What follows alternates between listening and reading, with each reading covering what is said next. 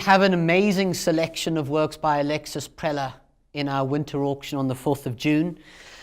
This, of course, is one of them, an amazing small-scale work from 1949 called The Storm, or The Mapogga Woman.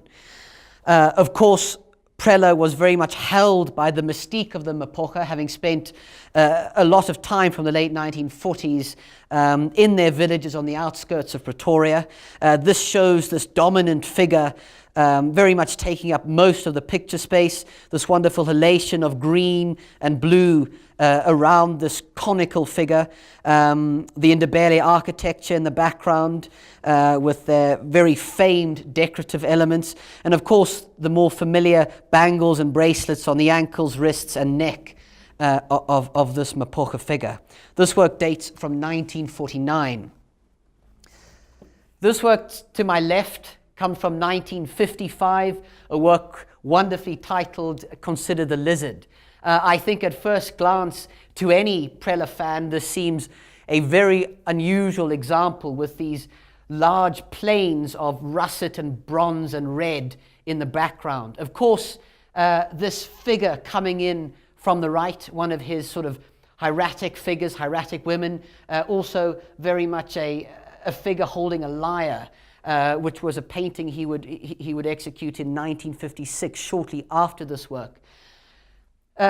This, I suppose, symbol to the left, the main focus in many ways of the composition, is this stylized lizard or small crocodile on this sort of tripod of sorts, a very flattened symbol. The lizard or the crocodile, of course, being a symbol of male presence, more often than not, in the iconography of Alexis Preller. Also, I think it's very clear that he harks back to his interest in the stage, very much a stage setting where this hieratic sort of lyre-holding figure moves in from the right. This work, again to my right, an amazing, large-scale, dazzling, spectacular canvas called Contrapuntal Figures II, related to Contrapuntal Figures I, which was painted in the mid-50s, very much at the time of this work. This sees, I suppose, Preller very much interested in a more painterly quality. You can see, if you look very closely, how far more expressively painted a work like this is compared to some of his earlier works. You see paint sort of dripping down the canvas, catching the artist very much reveling in the qualities, the pure qualities of paint.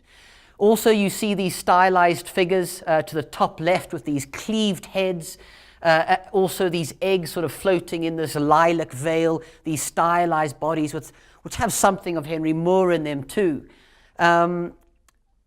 All of these items, I suppose, or characteristics are recognizable throughout Alexis's career. Of course, eggs really start appearing in his work as early as the mid to late 1940s. Perhaps one of the most important pictures in our June auction is this one. It's called Head, Adapting to the Unendurable. It dates from 1949, and it comes from Preller's famed Seychelles period. He, of course, spent time on the island on the advice of his pseudo-godfather, Henk Pierneef. It was a very troublesome time in Alexis's personal life, and he had these amazing sort of restorative weeks on the island in relative isolation. It was very much his Gauguin moment, or certainly the way I like to think of it. The kind of pictures he painted there tend to be typified by these wildly, wonderfully exotic still lifes, as well as beachside scenes. This one is rather different, which is one of the reasons why it is so special. In many ways, a work with greater power than some of his other works at the time, a very self-reflecting work and a very serious work. You see this head sort of tilted up, looking upwards, very much related to a work called The Greek Boy, which was painted at a similar time. Both works would have used a model, almost certainly, that Alexis would have come across on the islands in the Seychelles. But you see these wonderfully spindly red and orange lines creating almost like a visor going around this head.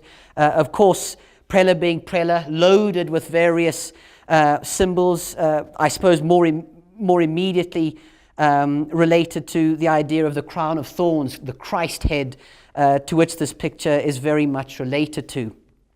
Hugely imposing work despite its relatively small scale, a work that really needs to be seen in the flesh, as do all of the Prellers coming up in our winter auction. I suppose we would encourage as many people as possible to come and have a look. They'll all be on show on the 1st, 2nd and 3rd of June at the Wanderers Club.